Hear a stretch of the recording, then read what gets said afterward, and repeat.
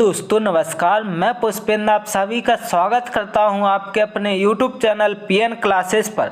आज हम पढ़ेंगे पटवारी परीक्षा 2023 टॉप 150 क्वेश्चन बायोलॉजी जीव विज्ञान। सभी प्रश्न यहाँ से पूछे जा रहे हैं।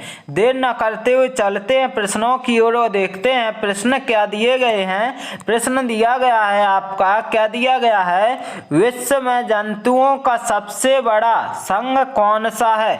जो विश्व में जंतुओं का सबसे बड़ा संघ है कौन सा है पूछा गया है, तो आर्थ्रोपोडा संघ जो है जंतुओं का सबसे बड़ा संघ है, जो कि विश्व में, जो कि ऑप्शन नंबर डी यहाँ पर बिल्कुल करेक्ट आंसर हो जाएगा। अब अगला प्रश्न है, पौधों और जंतुओं के बीच की योजक कड़ी के रूप में जाना जाता है। किसे जाना जाता है, तो योगलीना को जाना जाता है। किसको, योगलीना को जाना जाता है, जो कि ऑप्शन नंबर बी बिल्कुल करेक्ट आंसर हो जाएगा। अब चलेंगे अगले प्रश्न की ओर और देखेंगे अगला प्रश्न क्या दिया गया है।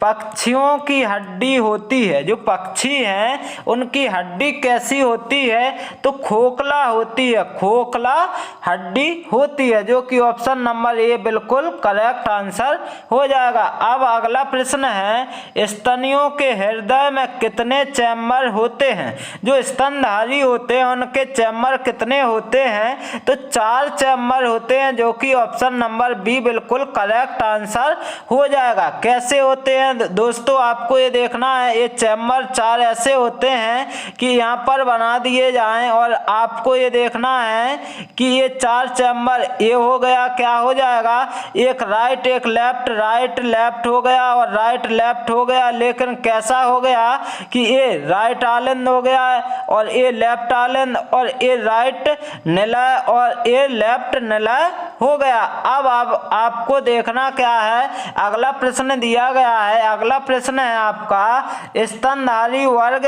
के किस जंतु में रक्त का तापमान सर्वाधिक पाया जाता है। सर्वाधिक पाया जाता है तापमान किस जंतु में पाया जाता है दोस्तों, आपको ये देखना है, तो बकरी में पाया जाता है, जो कि ऑप्शन नंबर डी बिल्कुल करेक्ट आंसर निकल कर आ जाएगा। अगला प्रश्न है, डायनासोर थे, जो डायनासोर थे कौन थे, तो आपको ये देखना है, मेसोजोइक सरीसृप, मेसोजोइक सरीसृप थे, जो कि ऑप्शन नंबर डी बिल्कुल करेक्ट आंसर निकल कर आ जाएगा। अगला प्रश्न देखेंगे क्या दिया गया है।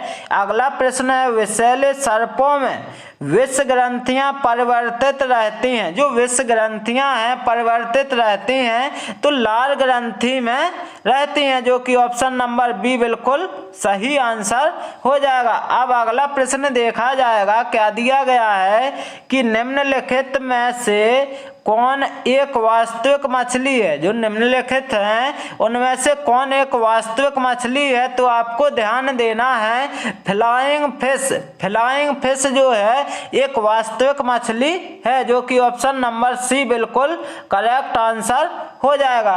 अगला प्रश्न है, शीत रक्तीय प्राणी है। जो शीत रक्तीय प्राणी है, तो आपको ध्यान देना है, कौन है, सर्प, मेढक, छिपकली। इसका सही आंसर होगा ये सभी, क्या हो जाएगा, ये सभी जो है शीत रक्तीय प्राणी है, जो कि ऑप्शन नंबर डी बिल्कुल करेक्ट आंसर हो जाएगा। अगला प्रश्न है आपका, क्या दिया गया है, किस प्रकार के ऊतक शरीर की सुरक्षा कवच का कार्य करते हैं। कि सुरक्षा कवच का कार्य करते हैं, तो आपको ध्यान देना है, एपिथेलियमी करते हैं। एपिथेलियमी जो है क्या करते हैं, सुरक्षा कवच का कार्य करते हैं, जो कि ऑप्शन नंबर ये यहाँ पर बिल्कुल करेक्ट आंसर हो जाएगा। अगला प्रश्न है आपका, क्या दिया गया है कि निम्नलिखित में से कौन सा ऊतक घाव भरने में सहायक होता है।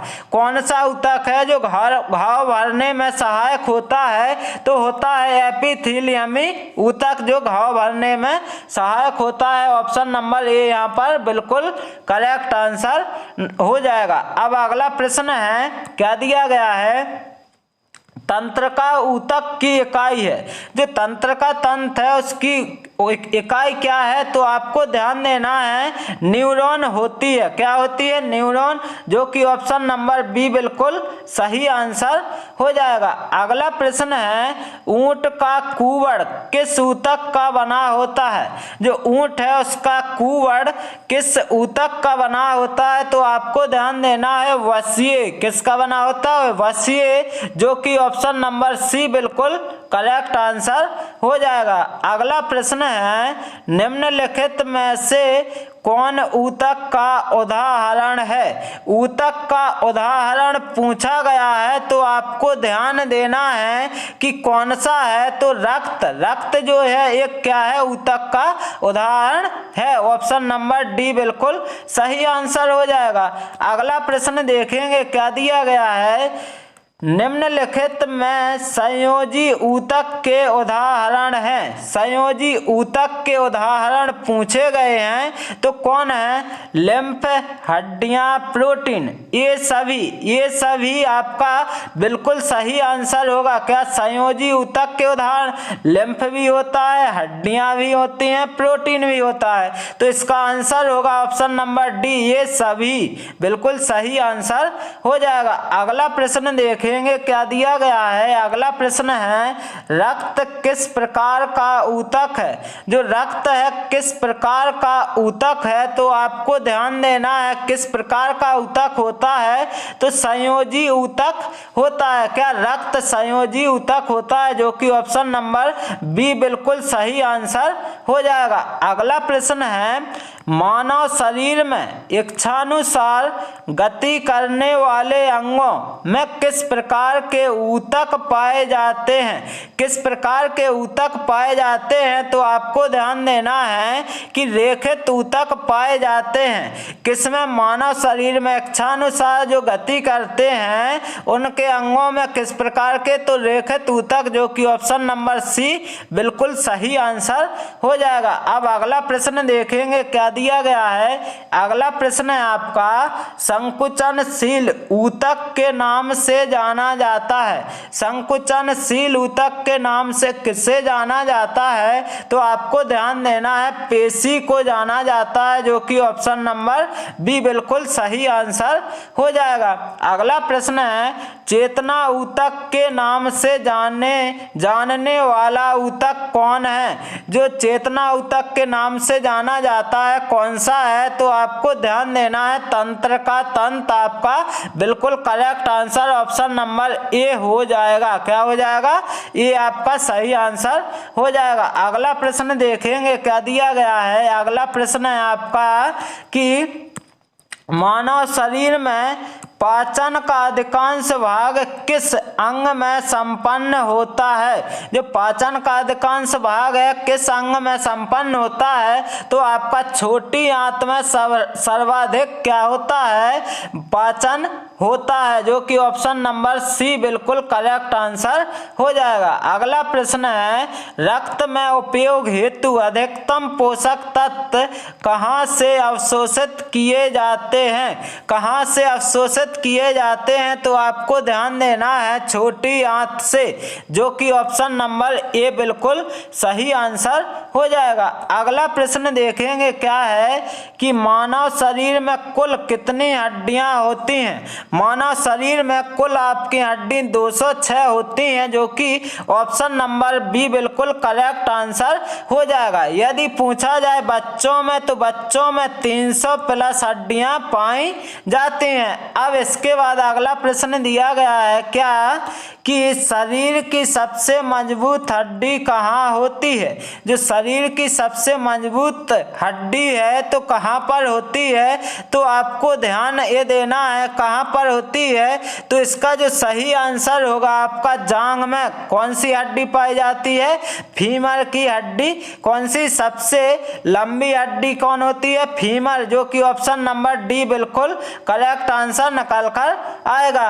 अगला प्रश्न है, पित्त निम्न में से किसके द्वारा स्रावित किया जाता होता है किसके द्वारा, तो आपको ध्यान देना है लीवर के द्वारा, लीवर, जो कि ऑप्शन नंबर सी बिल्कुल करेक्ट आंसर हो जाएगा। अगला प्रश्न देखेंगे क्या दिया गया है। अगला प्रश्न है पेट में भोजन को पचाने के लिए निम्नलिखित में से किसकी खास आवश्यकता होती है, किसकी खास आवश्यकता होती है, तो ध्यान देना है कि एंजाइमों की खास आवश्यकता होती है, जो कि ऑप्शन नंबर सी बिल्कुल करेक्ट आंसर हो जाएगा। अब अगला प्रश्न क्या है, पाचन क्रिया में प्रोटीन निम्नलिखित में से किस पदार्थ में बदल जाते हैं, तो ये बदल जाते हैं आपके अमीनो अम्ल में, जो कि ऑप्शन नंबर सी बिल्कुल करेक्ट आंसर हो जाएगा। अगला प्रश्न देखेंगे क्या दिया गया है। अगला प्रश्न है आपका मानव शरीर की सबसे बड़ी ग्रंथि है, जो मानव शरीर में सबसे बड़ी ग्रंथि है कौन सी है, तो लीवर है। कौन सी है, लीवर। यदि पूछी जाए अंतःस्रावी तो कौन सी हो जाएगी, थायराइड, जो कि ऑप्शन नंबर यहाँ पर ए सही आंसर हो जाएगा। अब अगला प्रश्न देखेंगे क्या दिया गया है। पेस मेकर, यहाँ पर मेकर लिखना था, पेस मेकर क्या है का कार्य क्या है, जो पेसमेकर होता है दोस्तों, तो ध्यान देना है का कार्य क्या है, तो क्या है दिल की धड़कन प्रारंभ करना, मतलब हार्ट। इसका ऑप्शन नंबर डी बिल्कुल करेक्ट आंसर हो जाएगा। अब अगला प्रश्न देखेंगे। अगला प्रश्न दिया गया है आपका निम्नलिखित में से किसकी भित्तियों पर रक्त द्वारा डाले गए दबाव को रक्त दाब कहते हैं, रक्त दाब कहते हैं, तो धमनी के द्वारा, जो कि ऑप्शन नंबर बी बिल्कुल करेक्ट आंसर हो जाएगा। इस क्लास का अंतिम प्रश्न है क्या स्वस्थ मनुष्य में प्रति मिनट हृदय स्पंदन होता है, कितना होता है, जो स्वस्थ मनुष्य है उसमें प्रति मिनट हृदय स्पंदन होता है कितना, तो 72 बार, जो कि ऑप्शन नंबर सी बिल्कुल करेक्ट आंसर हो जाएगा। दोस्तों मैं आशा करता हूं कि आप सभी को यदि ये क्लास अच्छी लगी हो तो इस चैनल को लाइक शेयर एंड सब्सक्राइब करना ना भूलें। Okay, thank you guys.